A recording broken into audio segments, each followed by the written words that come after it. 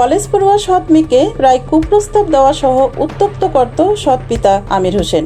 বিষয়টি ভিকটিম তার মাকে জানালে তিনি অভিযুক্তকে নিষেধ করেন। তারপরেও ঘটনার দিন সন্ধ্যায় ভিকটিমের মা বাড়ির নিচতলায় থাকায় মেয়েকে দোতলায় তার শোবার ঘরে একা পেয়ে ধর্ষণের চেষ্টা করে। এ সময় তার চিৎকারে মা সহ স্থানীয় লোকজন ছুটে এসে ভিকটিমকে উদ্ধার করে এবং আমিরকে আটক করে থানায় খবর দেন। পরে খবর পেয়ে থানা পুলিশ ঘটনাস্থলে গিয়ে অভিযুক্ত আমির হোসেনকে আটক করে থানায় নিয়ে আসে। বলছিলাম, নাটোরের বাগাতিপাড়ার মেয়েকে ধর্ষণ চেষ্টার অভিযোগে সৎ পিতাকে গ্রেপ্তার করেছে থানা পুলিশ। বুধবার রাতে উপজেলার দয়ারামপুর ইউনিয়নের ভাটকুজা এলাকার নিজ বাড়ি থেকে তাকে আটক করা হয়। এ ঘটনায় ভিকটিমের মা বাদী হয়ে থানায় মেয়েকে ধর্ষণ চেষ্টার একটি মামলা দায়ের করেন। গ্রেপ্তারকৃত ব্যক্তির নাম আমির হোসেন। তিনি নাটোর সদরের জংলি কুমিল্লাপাড়া এলাকার ইয়াকুব আলী তালুকদারের ছেলে। হোসনে আরা লিলি, সময়ের কলম।